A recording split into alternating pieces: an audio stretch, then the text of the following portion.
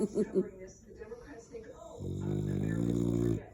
We don't, because it remains a daily issue in our lives. And I think that these pivots on these other issues also, when Americans look up, because we've been very busy, they'll notice that, well, look, if you think it's important now, why weren't you doing it then?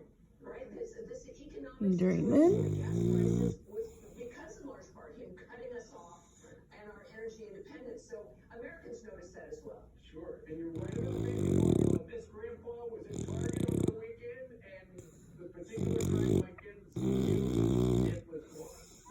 Gosh. Back the next day. Here's the thing. Ultimately, Joe's going to do everything he can to drag his party to the middle for the election. But, you know, a lot of people worry about Holy moly. but right now, when you look at the vice president.